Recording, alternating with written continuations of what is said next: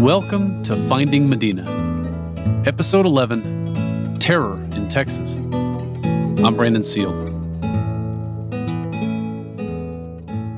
Quote, "It isn't easy to put on paper what this town suffered, or even to narrate with much certainty exactly what happened after the battle, because so many of those who could have borne true witness to those events have died, and many of the rest took part in the oppression and tyranny of their own countrymen, and thus will not tell the truth."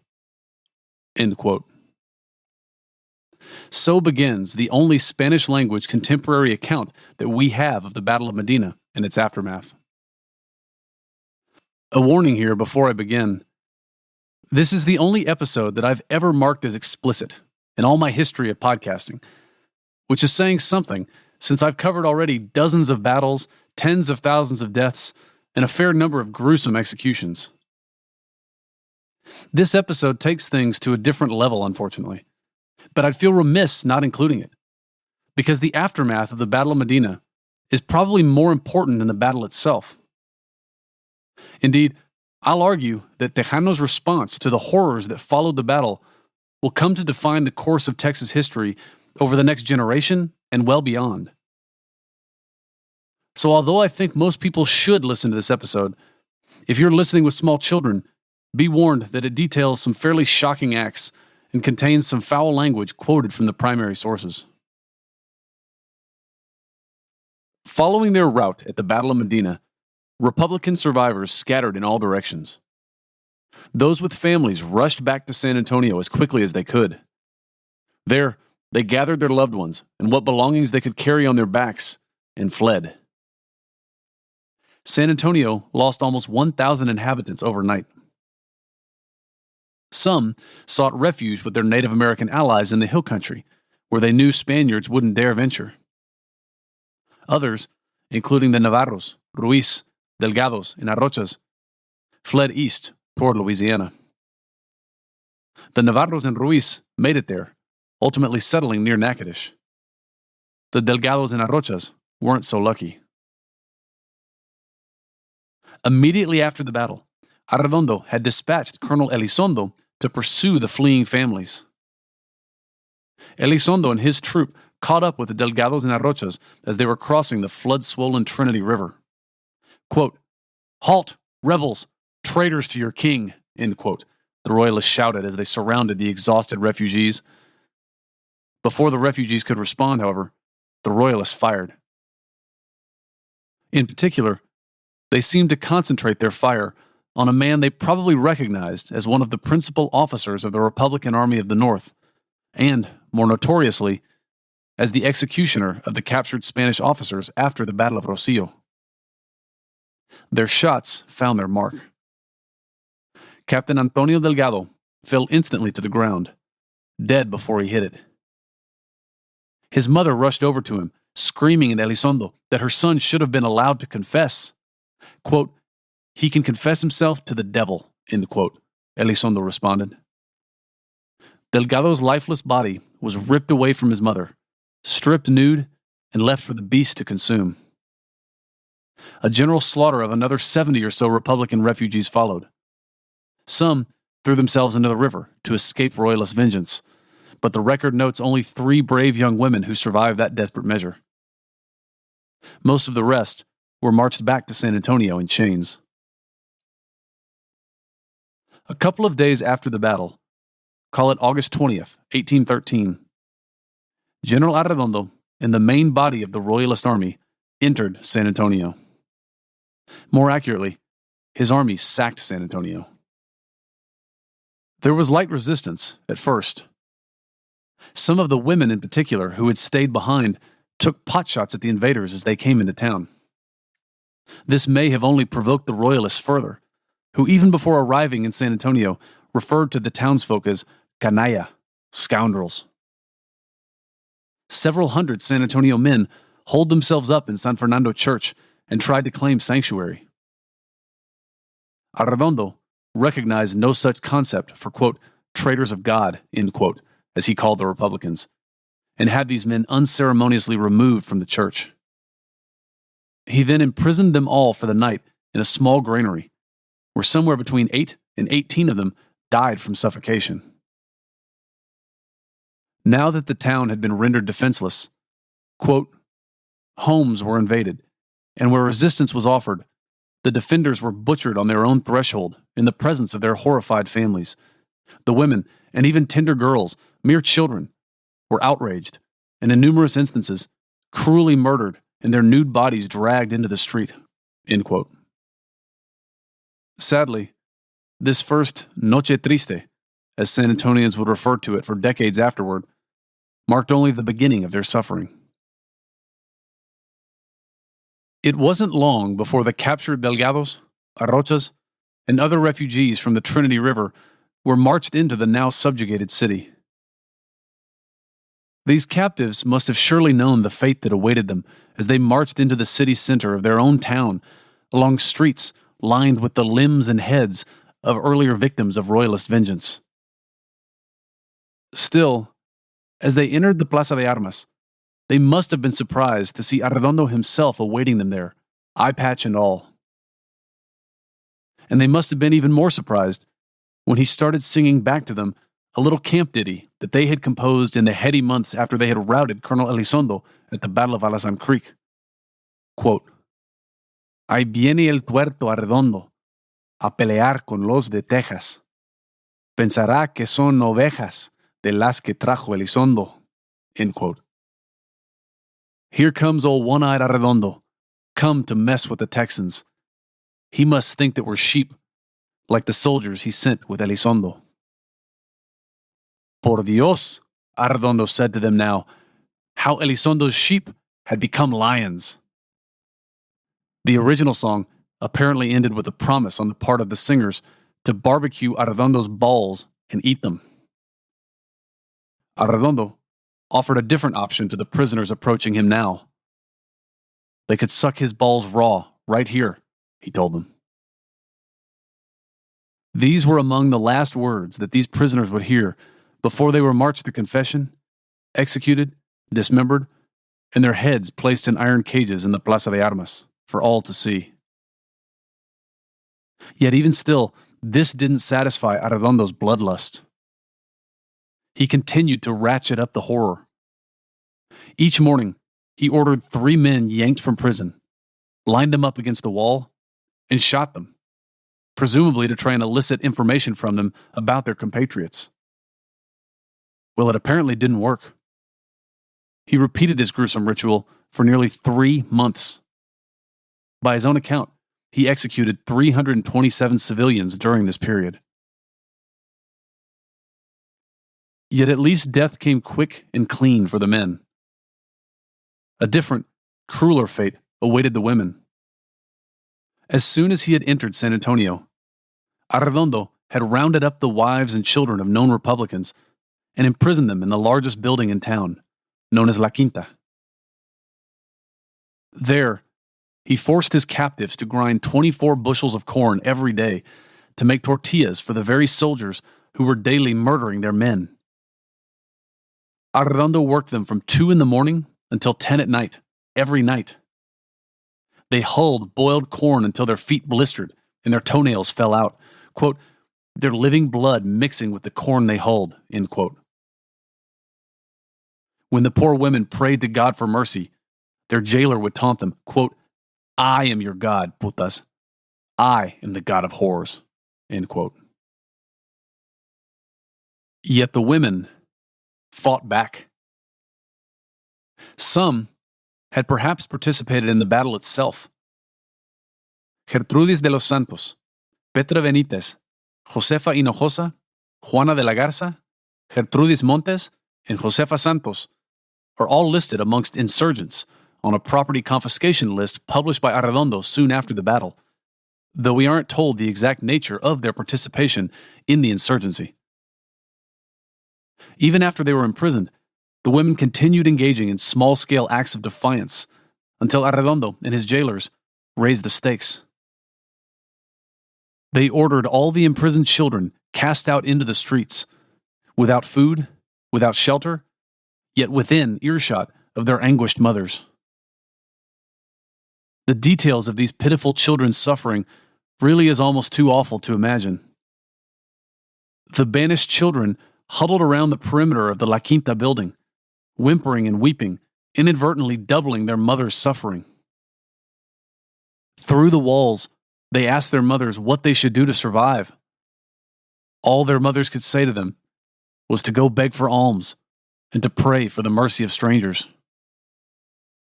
Yet even sympathetic townsfolk, whom these children may have considered friends in earlier times, were too intimidated by Arredondo's program of terror to openly help these children. And so, like the women in La Quinta, the children simply suffered and nearly starved. One breastfeeding baby actually died within sight of its mother, who was forbidden to feed it. And of course, on top of all this, the women in La Quinta were insulted, assaulted, and systematically raped on a daily basis. When one night they tried to resist their jailer's nightly visits by locking arms with each other, the chief jailer dragged the organizer of the resistance out into the street, stripped her bare, and indulged his appetites in front of the entire town. And yet still, the women continued resisting. Quote, sufriendo nuestras heroínas con firmeza y constancia, end quote. As Brian Stauffer, my co-translator of this anonymous Spanish-language account, pointed out to me, the author of this account repeatedly returns to this type of language, referring to these women as heroic, firm, constant, patriots, insurgents, and citizens even, words typically reserved for men in this period. By contrast, but also as confirmation, these Tejana's jailers mocked these women for their toughness by ascribing it to a lack of femininity, citing in particular their penchant for shooting pistols at Royalists and for straddling pommeled saddles instead of riding side saddle. One day, the still unimprisoned Josefa Arrocha of the prominently Republican Arrocha family told Arredondo to his face that she would skin his belly and make a drum out of it. When, as a consequence, he ordered her off to the horrors of La Quinta, she accused him of being too cowardly to just shoot her. Apparently, she wasn't wrong. Arredondo didn't shoot her, he just sent her off to La Quinta.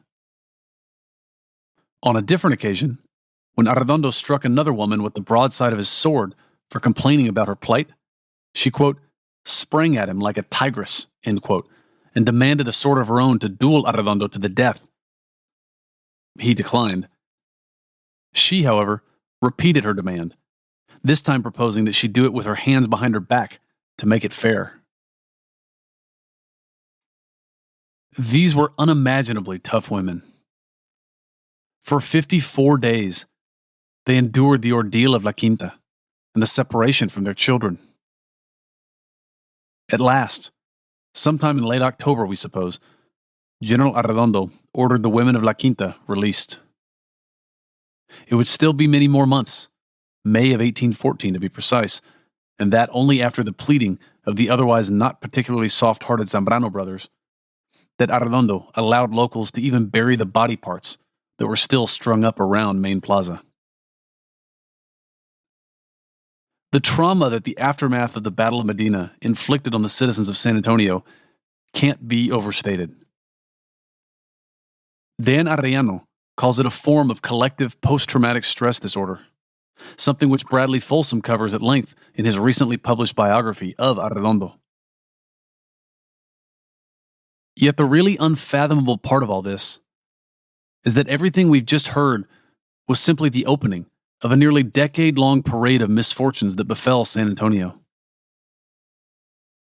To start with, Arredondo had of course confiscated all Republican San Antonians' possessions, some 62,642 pesos worth of assets, the better part of the private wealth of San Antonio.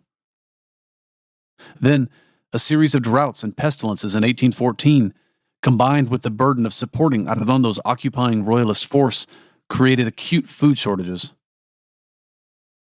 By 1817, San Antonians were eating rats and leather just to survive. And with San Antonio's civilians disarmed by Arredondo, and his soldiers uninterested in patrolling the plains, Indian attacks proliferated.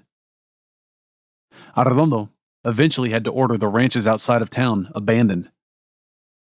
The untended and unprotected ranches and fields surrounding San Antonio were soon, quote, putrid with the flesh of livestock slaughtered by Indians. Though these attacks seemed suspiciously concentrated on Royalist targets, the environment of fear and scarcity ultimately affected everyone. Then, as if to prove that when it rains, it pours, on June 5th, 1819, San Antonio suffered one of the worst floods in its history.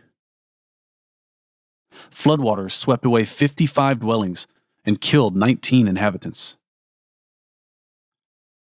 San Antonio was collapsing in on itself, like the decaying carcasses and rotting produce in its fields. By 1819, the non-Indian population of Texas had fallen to its lowest level in more than half a century.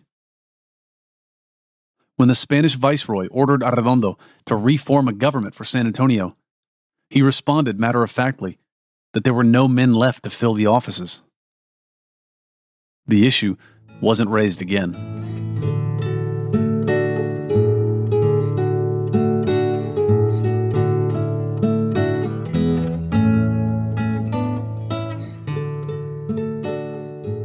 Despite our difficulties today in finding the so-called forgotten battlefield of Medina, General Arredondo in 1813 wanted to make sure that San Antonians would never forget it. For almost a decade, he forbade the families of the Republican dead from burying the bones of their loved ones, which decorated the Laredo roads south of the Medina River like morbid highway markers.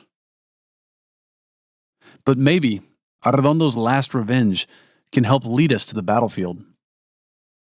Maybe, instead of trying to deduce subtle topographical clues from the muddled, adrenaline-obscured, and possibly misremembered accounts of men writing 50 years after the battle, we should instead look to the more casual observations of those who saw the unmistakable evidence of the battlefield in the years that followed.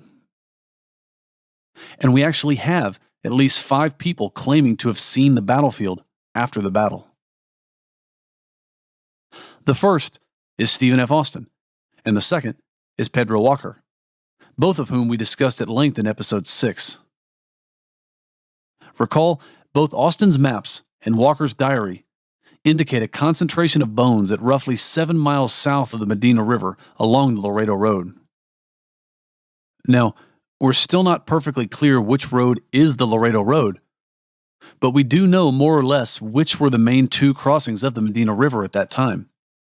And incidentally, when you draw 7-mile arcs from each of these crossings, they end up in about the same place. Our third source is José Antonio Navarro, a teenager at the time of the battle. As a contemporary and as a frequent traveler, Navarro would have known for certain where the battle occurred, and in fact says as much in his own memoirs, claiming that the battle ended with a running massacre for, quote, 6 miles, end quote, back to the Medina River. If his location is 6 miles from the Medina, on the same Laredo Road, he's not far from Austin and Walker's 7 miles. Fourth, we actually have another account that makes reference to the field of battle being 6 miles from the Medina. Do you remember James Gaines? He was one of the first and most reliable recruiters of men to Gutierrez de Lara's cause. He had led the Native American contingent during the Battle of Rocio, and was later sent by Gutierrez de Lara back to Louisiana to try to counter Toledo's smear campaign against him there. Following Gutierrez de Lara's ouster, Gaines never made it back to the Republican Army of the North, thus sparing him the fate of his comrades. He did return to Texas, however, in 1819, and soon thereafter was elected alcalde of Nacogdoches. He was also present in 1822 when a new Mexican governor arrived, Governor José Félix Tres Palacios. One of Tres Palacios' first orders of business was to venture out and finally bury the bones of the Republican fallen. Gaines tells the story as follows in the third person. Quote, in 1822, when coming to San Antonio at the head of the Durango Regiment to take possession as governor, Tres Palacios was accompanied by Captain Gaines. When at the lake 6 miles from Medina, where the Patriots were defeated in 1813, Tres Palacios asked Captain Gaines if he would assist in doing honor to the bones of his brave countrymen. End quote. So there's that 6 miles again, just like Navarro had said, and awfully close to Austin and Walker's number. But notice what else Gaines says.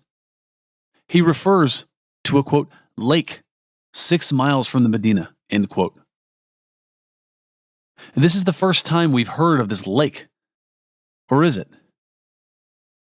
I'll ask you to try to recall here my fifth and final contemporary account of the battlefield, which we reviewed in episode 5, written by Antonio Menchaca, a cousin to the commander of the Tejano forces in the battle, Miguel Menchaca. Menchaca summarized Arredondo's movements before the battle as follows, quote, Arredondo, also coming to a place he considered advantageous to his purpose, stopped at the waterholes called Charcos de las Gallinas, on the hill this side of the Atascoso Creek and about 5 miles from the Medina River, end quote. Charcos, in Spanish, means little ponds or watering holes, as they're rendered here. Places in a creek bed, for example, where water pools. Gaines calls it a lake. Menchaca calls it a charco, but I think they're talking about the same place. There's just not that many places in the incredibly sandy Encinal de Medina where water collects and stays on the surface. In some way, shape, or form, it seems that everything in San Antonio history always comes back to water, so it's no surprise that we should be returning to it now. In particular, water dictated where and how armies marched through South Texas. Arredondo wouldn't have deviated too far away from water on the day of the battle. The Republicans, by contrast, paid dearly for straying too far from it. Several of the battle accounts make it sound like they were making one last push toward a known or suspected water body when they stumbled into Arredondo's force, waiting for them perhaps right along a stream bed from which they could have easily drawn water to cool their own cannons and water their horses.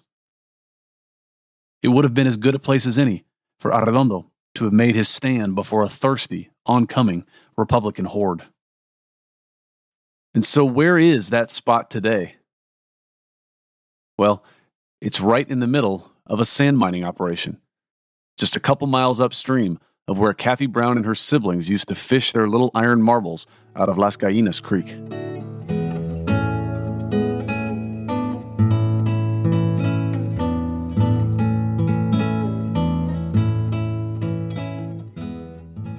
Those Tejanos who fled after the Battle of Medina didn't give up the fight for independence just because they were in exile.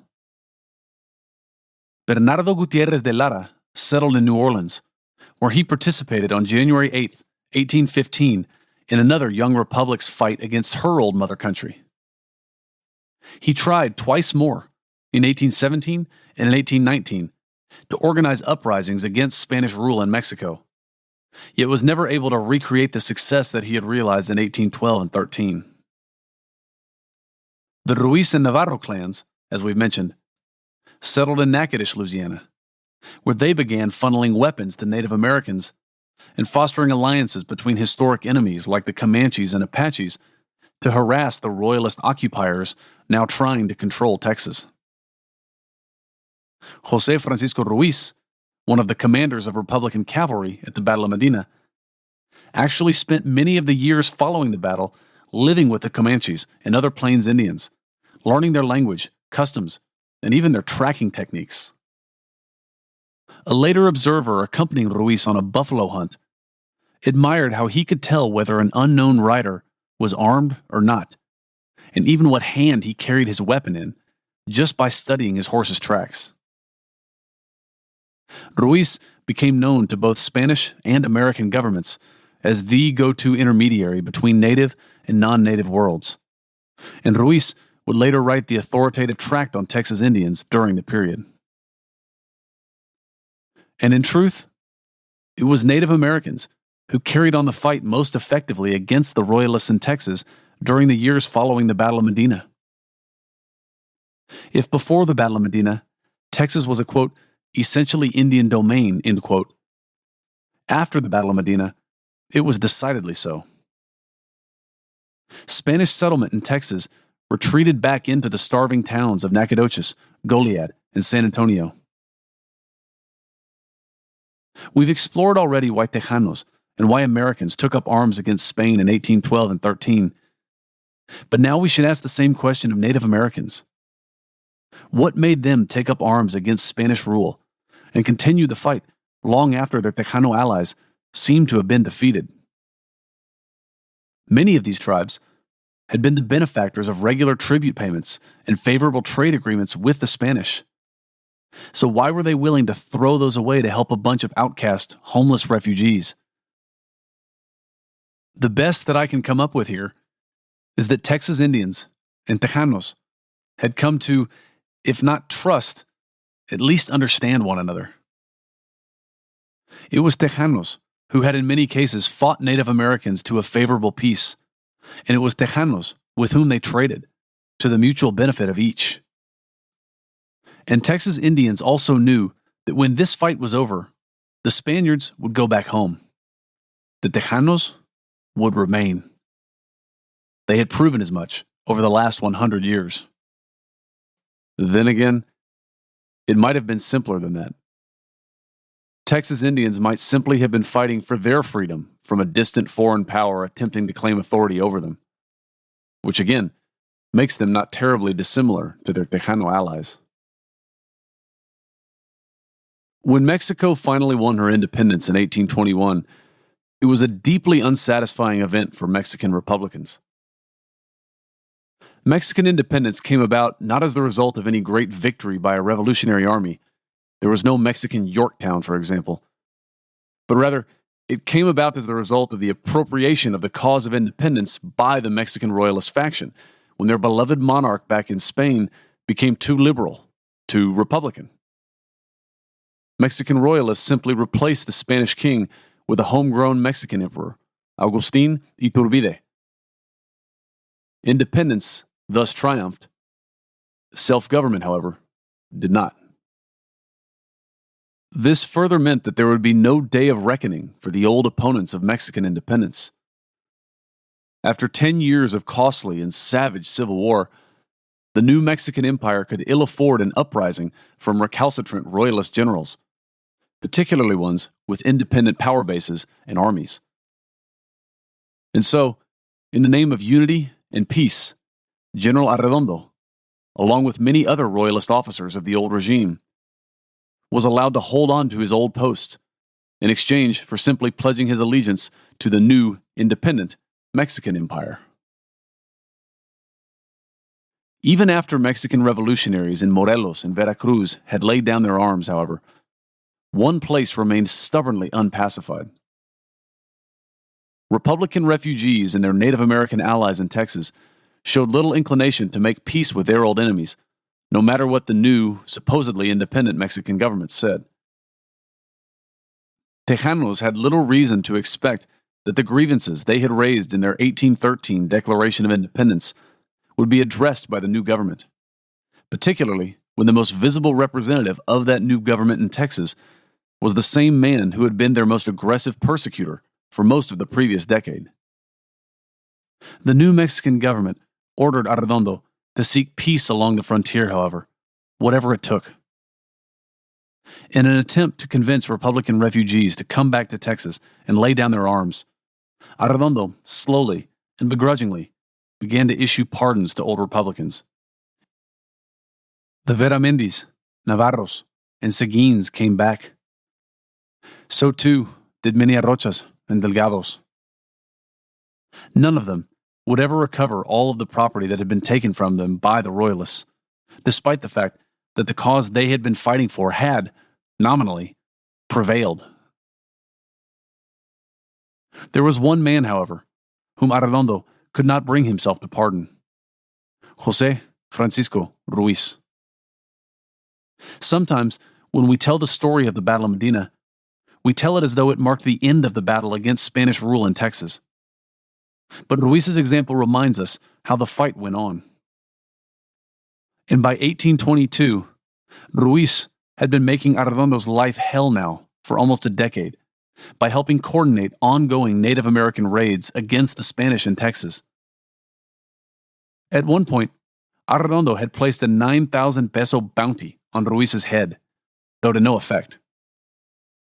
Ruiz was the problem that Arredondo couldn't ignore and couldn't seem to work around. Eventually, the one-eyed Spaniard swallowed his pride and reached out to Ruiz with an offer. Arredondo promised Ruiz a pardon and a commission in the regular Mexican army if he could negotiate a peace with the Apaches and Comanches. It took Ruiz less than a year to do what Arredondo hadn't been able to do in almost a decade. In the second half of 1822, in the first half of 1823, Ruiz led separate delegations of Apaches and Comanches to sign peace treaties all the way in Mexico City, far away from Arredondo's center of power in the north of Mexico, it should be noted. These treaties, with the Apaches and Comanches, signed 2 years after the War of Mexican Independence had concluded, formalized the end of hostilities in Texas.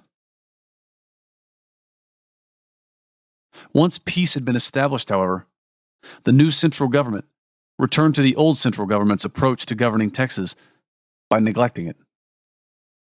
In 1825, San Antonio had to take over responsibility for its own defense again.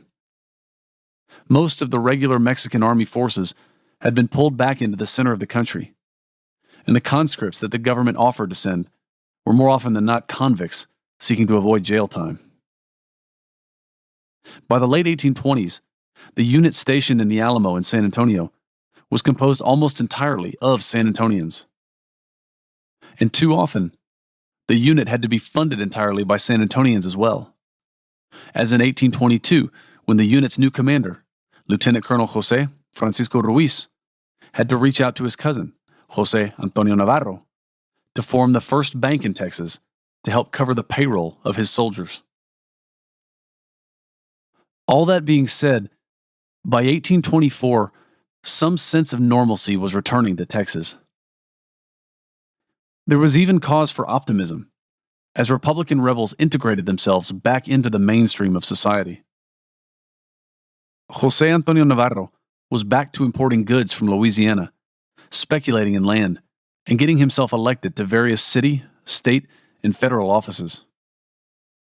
His brother, Ángel Navarro, who had initially held a commission in the Royalist army before being run off because of the rest of his family's known Republican sympathies, well, Ángel had been restored to good standing too, and emerged as a leading citizen of San Antonio.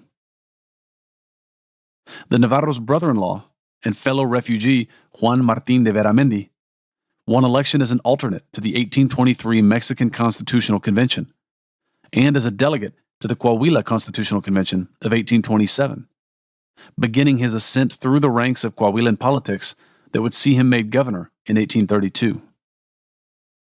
And the San Antonio City Council, essentially the only government in the entire province of Texas, selected rancher and former rebel Erasmo Seguin to represent the state at the 1823 Mexican Constitutional Convention. His charge from the city council was brief, broad, and unequivocal: to ensure a, quote, federal, republican form of government, end quote. Yet just a decade later, in 1834, Tejano's dream of self-government and of moving past the trauma of 1813 would be dashed again by yet another tyrant who had actually learned his craft as an officer in Arredondo's army in 1813. On the next Finding Medina.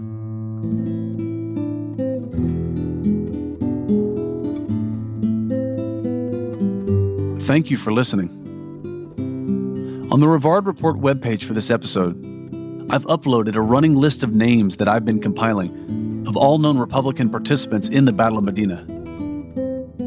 For this, I want to especially thank our old friend Fred Martinez for passing me Arredondo's prescription list, enumerating 96 San Antonio insurgents whose property he ordered confiscated. And I'd also like to thank David McKenzie, a researcher at Ford's Theater in Washington, D.C. He's actually writing his PhD dissertation about U.S. citizens who migrated to Mexico between 1822 and 45, including many with connections to this battle. But go check out the list that I published there and see if you see a family name. It's a sampling of the continent at the time, names in Spanish, English, French, and perhaps others. Editing for this episode was performed by Susana Canseco. Sound engineering by Stephen Bennett. A special thanks to my friend George Gaitan for letting us use his music on this series. You can find out more about him at georgegaitan.tripod.com. Thanks to my SWCA research buddies, Crystal Allgood, Rob Lakowitz, and Zachary Overfield, as well as to former San Antonio City archaeologist Kay Hines. Thanks to Brian Stauffer, our unofficial Old Spanish document transcriber, to Samantha Alanis, our cartographer-in-chief, to Cesar Gutierrez, our unofficial Archivo General de la Nación researcher, and to UTSA's Dean of Libraries, Dean Hendricks, our all-other document finder. And for more information about our podcast and other projects, check out www.brandonseale.com.